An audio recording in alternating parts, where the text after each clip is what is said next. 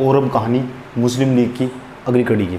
मुस्लिम league में हमने यह समझ लिया था, अब हम दो मंच देखने वाले हैं जहां मुस्लिम लीग आपको साथ साथ दिखाई देगी, यानी मुस्लिम लीग का क्या दृष्टिकोण होगा, जो पर्सन बन सकता है उसके साथ साथ चर्चा करेंगे। बात करते हैं पार्ट 47 मुस्लिम लीग। मैंने कहा कांग्रेस और मुस्लिम लीग एक ही मंच पर अगर सबसे पहली बार आपको कहीं एक साथ दिखाई देती है, यहाँ से पर्सन बन सकता है, दिखाई देती है, तो लखनऊ समझौता था वो, जो हुआ था 1916 ईस्वी में। समझे, जब अंबिका मजूमचरणदार इसकी अध्यक्षता कर रही थी, जो लखनऊ अधिवेशन हुआ था कांग्रेस का, जो लखनऊ अधिवेशन हुआ था उसमें लखनऊ से लखनऊ समझौते के नाम से जानते हैं, लखनऊ पैक्ट के नाम से जानते हैं। वो लखनऊ पैक्ट थी, उसमें क्या हुआ था और कहाँ दिखाई देगी कांग्रेस और मुस्लिम लीग के साथ? खिलाफत आंदोलन में। महात्मा गांधी के द्वारा असहयोग आंदोलन को खिलाफत आंदोलन में बदल दिया जाएगा और महात्मा गांधी के जो मुस्लिम लीग और कांग्रेस दोनों एक साथ एक ही मंच पर आपको आते दिखाई देंगे। उसके बाद कभी मुस्लिम लीग एक साथ नहीं आएंगे कांग्रेस के, और हमेशा दूरियां बनाए रखेगी, और उनका हमेशा एक ही थॉट होगा कि किसी तरह ब्रिटिशों का साथ लेकर एक अलग पाकिस्तान, पृथक पाकिस्तान बनाया जा सके और कांग्रेस के विरोध में चला जा सके, और कांग्रेस के विरोध में अलग प्रकार का मंच कैसे तैयार किया जा सके। उनकी हमेशा यही नीति रहेगी। तो कांग्रेस होगी, मुस्लिम लीग होगी, लखनऊ समझौता 1916 में।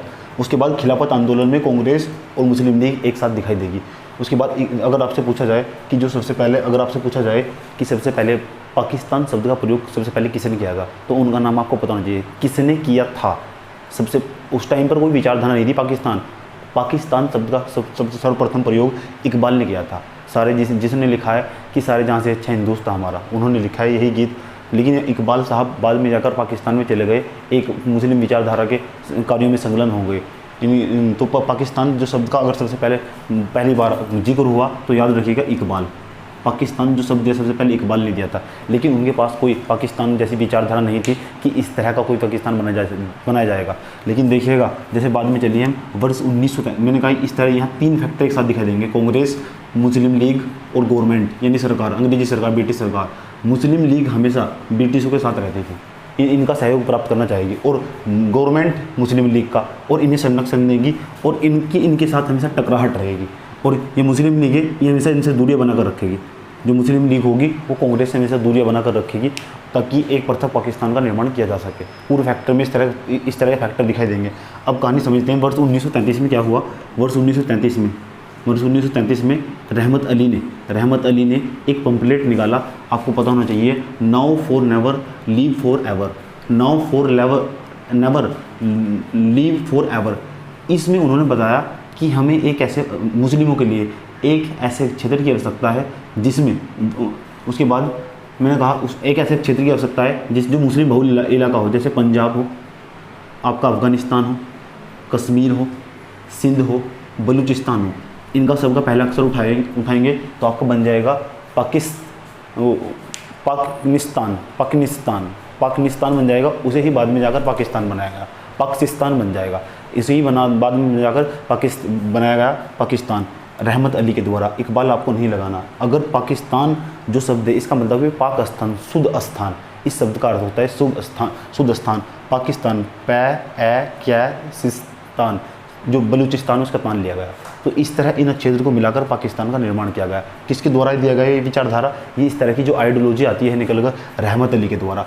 इकबाल ने शब्द दिया था केवल, ये बात आपको याद रखनी है। लखनऊ समझौता और खिलाफत आंदोलन में कांग्रेस और मुस्लिम लीग एक साथ आएंगे, इससे पहले भी कभी एक साथ नहीं आए थे। उसके बाद आइए आगे चलते हैं। इसके बाद मैंने कहा जहाँ भी हमें लगता है कि पाकिस्तान, अब दो ऐसे फॉर्मूले आने वाले हैं, दो कांग्रेस के ही नेता थे, उनके द्वारा इस तरह का प्रस्ताव पेश किया गया, नए प्रकार के फॉर्मूले रखे गए ताकि पाकिस्तान के विभाजन को रोका जा सके। लेकिन मैंने कहा 1906 में को पाकिस्तान के विभाजन की नींव 1906 में रख दी गई थी।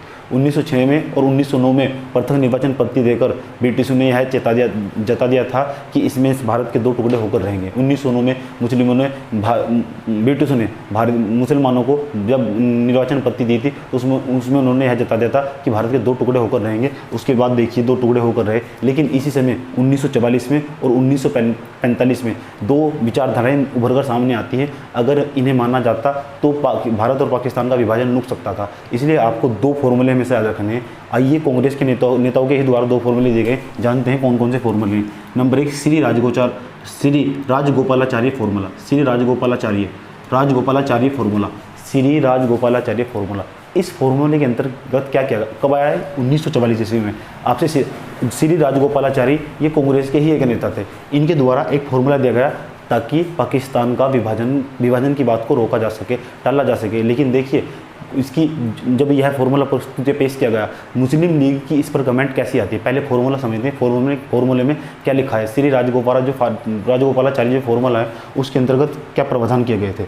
मुस्लिम लीग युगांतर काल में सरकारें बनाने में देश का साथ देगी।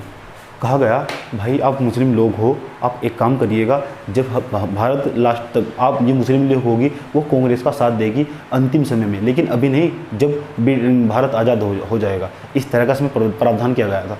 उन्हें यह भी कहा गया कि युद्ध के बाद एक आयोग बनाया जाएगा जिसमें बताया जाएगा कि जो लोग भारत में रहना चाह सकते हैं रह सकते हैं, भारत से बाहर जाना चाहे जा सकते हैं, इस तरह का प्रावधान। लेकिन जो मुस्लिम लीग थी वो एक ही जिद पर अड़ी हुई थी कि उनको तो सिर्फ पाकिस्तान चाहिए और पाकिस्तान चाहिए। उसकी अंतिम समय तक वो इसी बात पर अटल रहती है। ये शर्तें पूरी तभी होगी जब ब्रिटिश भारत को स्वतंत्र कर देगा। मैंने कहा श्री राजगोपालाचारी फॉर्मूले में मुस्लिमों को यह कहा गया युद्ध के बाद युद्ध समाप्त हो जाएगा। द्वितीय विश्व युद्ध चल रहा था 1939 से लेकर 1945 तक, 1 सितंबर को स्टार्ट हुआ था जो, उसके बाद यह कहा जाएगा कि जो ब्रिटिश यह कहा गया राजगोपालाचारी फॉर्मूले में जो ब्रिटिश है जब वे भारत को आज़ाद कर देंगे तो इस फॉर्मूले को आप लागू कर सकते हैं।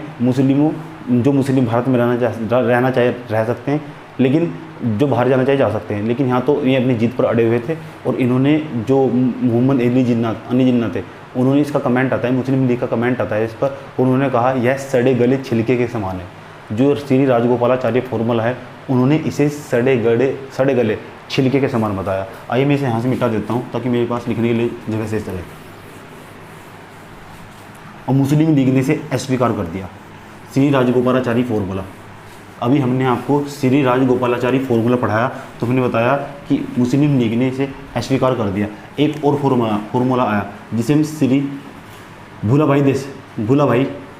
भाई लियाकत अली फॉर्मूला, लियाकत अली फॉर्मूला 1945 में आया है। और इसमें देखिए क्या कहा गया, इसमें कहा गया कि जो मुस्लिम लीग होगी और कांग्रेस होगी ये आंतरिक सरकारें बना सकती है। युद्ध समाप्त होने के पश्चात इसके तहत यह कहा गया कि जो कांग्रेस होगी और जो मुस्लिम लीग होगी ये चाहे तो अपनी अपनी सरकारें बना सकती हैं, आंतरिक सरकारें। जो ब्रिटिश सत्ता होगी वो केंद्र में रहेंगी और अंदर जैसे आप देखते हैं वर्तमान समय में मुख्यमंत्री की जो सीटें होती है, इस तरह की राज्यों में जो सरकारें होती हैं, इस तरह कांग्रेस और मुस्लिम लीग आंतरिक सरकारें बना सकती है। लेकिन जो केंद्र की जो सरकार होगी उस पर जो अधिकार होगा, नियंत्रण होगा, वो किसका होगा, ब्रिटिश सरकार का होगा। इस तरह का प्रावधान रखा गया। और यहाँ यह भी कहा गया जो हिंदू और जो मुस्लिम होंगे इनकी सीट बराबर होगी। लेकिन आपको पता होना चाहिए मुस्लिमों की संख्या बहुत ही ज़्यादा कम थी, तो कम होती थी तो यह एक प्रकार की अतार्किक बातें थी, क्योंकि हिंदू और मुस्लिम की संख्या सीट बराबर नहीं करी जा सकती थी। यह तो एक प्रकार का समानता के अधिकार का उल्लंघन हो जाता, क्योंकि मुस्लिम जो हिंदू लोग थे उनकी संख्या ज़्यादा थी और मुस्लिमों की संख्या कम थी। तो इसलिए कहा जा सकता है इनकी संख्या ज़्यादा, इनकी संख्या कम होने तहत जो भोला भाई लियाकत अली फार्मूला था इसमें हिंदू और मुस्लिमों के लिए बराबर सीटों का प्रावधान किया गया था। इसलिए कहा गया था हिंदू और मुस्लिम के प्रतिनिधित्व बराबर होंगे। और ये अतार्किक बातें थी। कैसी बातें थी? अतार्किक बातें। बाद में चलते हैं, तीसरे नंबर का कमेंट आता है जो प्रधान सेनापति होगा सरकार होगा। इन्होंने कहा जो प्रधान सेनापति होगा हिंदू और मुस्लिम की संख्या बराबर होगी, जो प्रधान सेनापति होगा वो सरकार होगी। सरकार मतलब ब्रिटिश सरकार है। इस तरह का प्रावधान किया गया। जब ब्रिटिश सरकार होगी तो ब्रिटिश सरकार में कहा गया जो ब्रिटिश सरकार होगी। लेकिन जब इनसे मोहम्मद अली जिन्ना से पूछा गया कि आप बताओ आपको लियाकत अली फार्मूला पर आपकी क्या प्रतिक्रिया है, तो मोहम्मद अली जिन्ना कहते हैं कौन लियाकत अली, हम नहीं जानते कौन से लियाकत अली, कहाँ के लियाकत अली। उसके बाद देखिए अब क्या होने वाला है भारतीय राष्ट्रीय राजनीति में, यानी भारत देश किन परिस्थितियों में आज़ाद हुआ। देखते रहिए आप मेरे साथ, मैं आपको बताऊँगा। अब इसके बाद एक नया प्लान आने वाला है। जो नया प्लान आने वाला है वो आपको बहुत इंपॉर्टेंट होगा। यहाँ से बहुत प्रश्न पूछे जाते हैं, बहुत आराम से समझाने की कोशिश करूँगा कि इसके बाद क्या होगा 1945 के बाद। अभी हमने आपको मुस्लिम लीग का दृष्टिकोण बताया, एक ओवरव्यू होलिस्टिक रिव्यू लेने की कोशिश की, ज़्यादा गहराई में जाने की जरूरत नहीं है। प्रश्न जहाँ से पूछा जाएगा सिर्फ इतना ही बताया गया है, इतने की हो सकता है। आपको पता होना चाहिए कि क्या हुआ था भारतीय राष्ट्रीय राजनीति में, मुस्लिम लीग का कहाँ तक कितना योगदान दिखाई देता है और कितना योगदान नहीं है। हमने इसका मूल्यांकन किया, हमने दो फॉर्मूले भी देखे, हमने श्री राजगोपालाचारी फार्मूला भी देखा, हमने भोला भाई लियाकत अली फार्मूला भी देख लिया। अब हम इसके बाद बावेल प्लान समझने की कोशिश करेंगे कि बावेल प्लान क्या होगा। फिर माउंटबेटन योजना आएगी जिसके तहत भारत को आज़ाद कर दिया जाएगा। पूरी कहानी समझने की कोशिश करते हैं, भारत किन परिस्थितियों में आज़ाद हुआ। आगे 4 से 5 लेक्चर और आएंगे जिसमें आपको समझाने की कोशिश करेंगे कि देश किन परिस्थितियों में आज़ाद हुआ। ये बहुत ही इंपॉर्टेंट लेक्चर होंगे। यहाँ से जो छोटे छोटे प्रश्न बन सकते हैं वो हमने पढ़ा दिया है आपको। अब मिलते हैं अगले वाले वीडियो में, इजाज़त दीजिए, धन्यवाद।